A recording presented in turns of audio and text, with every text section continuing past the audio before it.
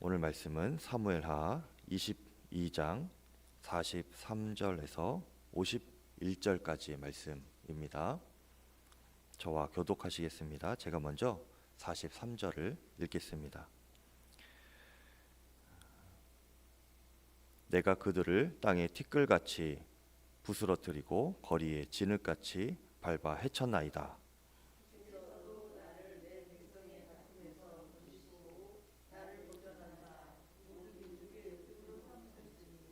내가 알지 못하는 백성이 나를 섬기리이다. 이방인들이 내게 굴복하며 그들이 내 소문을 귀로 듣고 곧 내게 순복하리로다.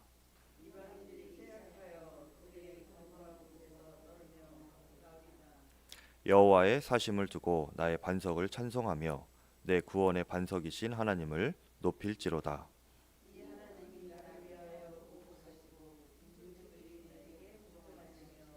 나를 원수들에게서 이끌어내시며 나를 대적하는 자 위에 나를 높이시고 나를 강포한 자에게서 건지시는도다.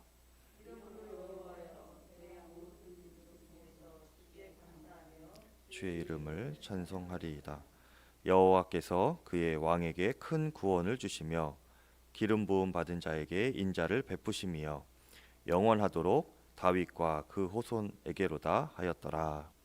아멘. 자, 하나님의 말씀입니다. 오늘 말씀에서 다윗은 자신을 높여주신 하나님을 찬양하고 있습니다. 다윗의 인생을 보면 그가 비천하에 처할 때도 많이 있었고요. 또 고난을 당할 때도 많이 있었습니다.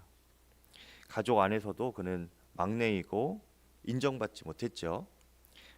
그래서 사무엘 선지자가 그 다윗의 아버지죠. 이새의 아들들 중에서 왕으로 기름 부음 받은 자를 찾으려 할 때에 다윗은 그 자리에 있지 않았습니다. 다윗은 형들은 다 집에 있었는데 다윗은 양을 치러 밖에 나가 있었어요. 그래서 사무엘 선지자가 처음에는 그를 보지 못하였죠. 왕의 기름 부음을 받은 후에는 그가 또 바로 왕이 되지는 못하였습니다. 사울 왕에게 도망다니는 그 세월을 오랜 시간 동안 겪어야 했었죠.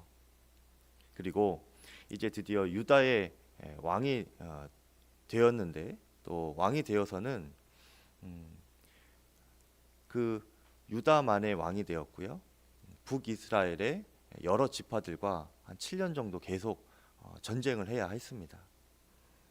또 통일 왕국이 된 이후에는 좀 평안한가 싶더니 그의 아들 압살롬에 의해서 반란을 당하게 되고 쫓김을 당하는 자식에게 그런 어려운 일을 당하는 그런 비참한 삶을 겪어야 했었죠.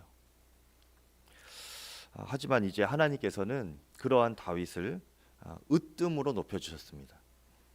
그리고 다스리는 영역도 굉장히 크게 확장시켜 주셨는데요. 어느 정도인가?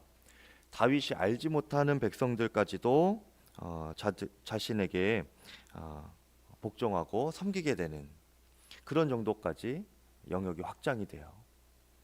44절에 주께서 또 나를 내 백성의 다툼에서 건지시고 나를 보전하사 모든 민족의 으뜸으로 삼으셨으니 내가 알지 못하는 백성이 나를 섬기리이다. 이렇게 그에게 이제 그가 높이 으뜸 될 만한 높임을 받게 되고 또 평화가 임하게 되는데요. 이 평화는 가까스로 지켜지는 평화 수준이 아니었습니다. 다윗이 다른 이들의 비율을 맞추면서 아니면 다른 나라들의 비율을 맞추면서 갈등이 가까스로 일어나지 않게 만드는 그런 정도의 평화가 아니었습니다. 주변국들이 다윗에게 먼저 와서 우리가 화친을 맺읍시다, 평화합시다, 그렇게 다가오는 거예요. 다윗이 먼저 그 나라들을 공격하러 가지 않아도 그 전에 먼저 그 나라들이 다윗에게 와서 복종하고 평화를 제안하는 것이었습니다. 45절 46절에 보니까 이방인들이 내게 굴복하며 그들이 내 소문을 귀로 듣고 곧 내게 순복하리로다. 이방인들이 쇠약하여 그들의 견고한 곳에서 떨며 나오리로다. 이렇게 증거하고 있습니다. 하나님께서 높이시는 인생은 이런 강함이 있습니다.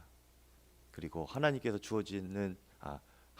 높이시는 인생에게 주어지는 평화가 바로 이런 측면이 있다는 것을 오늘 다윗을 보면서 알 수 있는 것이죠.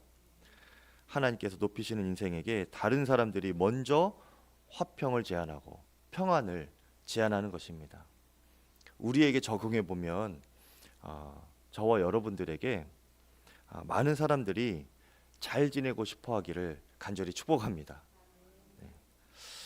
이것은 여러분 우리 자신의 강함에서부터 나오는 것은 아닙니다. 잘 이해하셔야 돼요.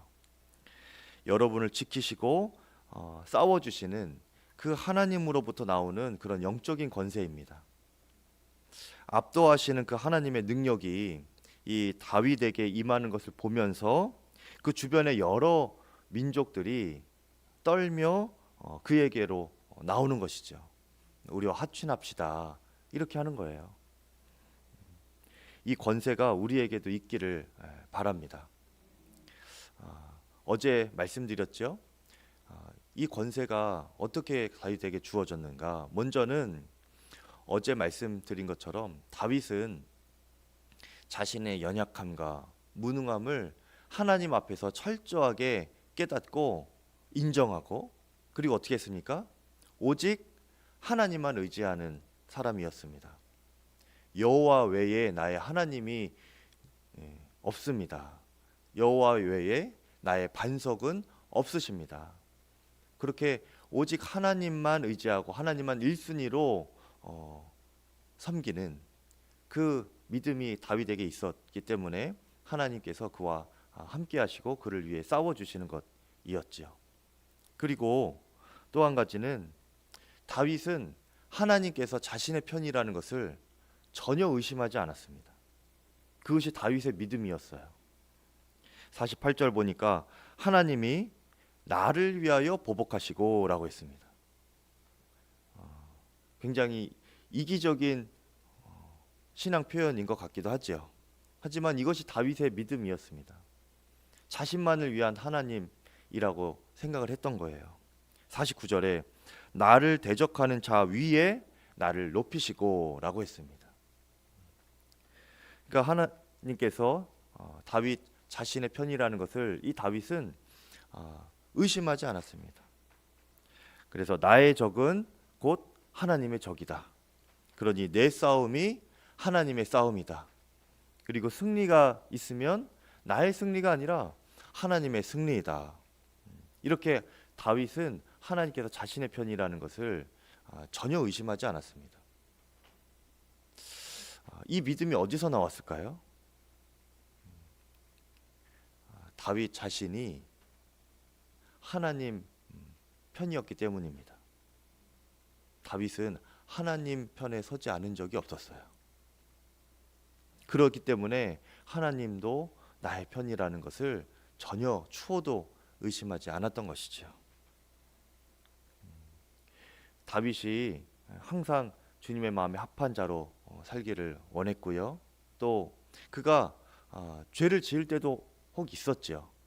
그런데 그때에도 다윗은 주님의 선지자를 통하여서 하나님의 뜻이 깨달아졌을 때에 부인하지 아니하고 주님 앞에 납작 엎드려서 주님, 제가 잘못했습니다. 주의 영을 저에게 거두지 마십시오. 그렇게 주님의 함께하심, 주님께서 자신의 편이 되어 주심, 그리고 하나님과 자신의 친밀한 그 갈망함을 포기할 수가 없었습니다. 놓치고 싶지 않아 했어요. 그리고 하나님께서 그를 또한 이렇게 세워주시고 용서하시고 또 회복시켜 주셨지요. 여러분, 그래서 우리가 먼저는 항상 하나님 앞에 죄를 짓지 말아야 합니다. 하나님과 멀어지고 하나님과 반대편으로 될 만한 그런 죄는 짓지 말아야 해요. 그리고 만약에 죄를 지었다면 다윗처럼 철저하게 회개하고 하나님 편에 반대서는 그 일이 순간이라도 있지 않기를 우리가 간구해야 합니다. 또 하나님 편에 서지 못하게 하는 일들을 우리가 하지 말아야 하는 것이죠. 세상의 유혹과 세상에 집중하게 만드는 것, 그것에 우리가 빠져들지 않아야 합니다. 언제나 하나님 편에 서고 주님 멀리 하게 만드는 모든 것들을 우리 삶에서 끊어내는 그런 삶의 태도와 믿음의 방향이 우리 가운데 세워져야 하는 것이에요. 그렇게 우리 자신이 하나님 편에 철저하게 서기를 노력할 때에, 그리고 그렇게 우리가 주님과 연합할 때에 비로소 하나님에 대한 의심이 사라지게 됩니다. 하나님이 이런 나에게도 내 편을 들어주실까? 이렇게 의심하게 될 만한 그런 믿음과 삶이 되어서는 안 되는 거예요. 내가 이렇게 하나님 붙들고 있으니, 내가 이렇게 하나님을 의지하고 있으니 하나님께서 반드시 나를 도와주실 것이다. 이 다윗의 고백입니다. 하나님이 나를 위하여 보복하시고 나를 으뜸으로 세워주셨으니, 이런 고백이 우리에게도 있기를 바라는 거예요. 그러면 믿음의 기도가 됩니다. 지금 상황은 내 편이 아무 사람도 없는 것 같아도 하나님은 내 편이시지, 하나님은 나를 도와주시지, 이런 마음으로 주님께 나아가 기도하게 되는 거예요.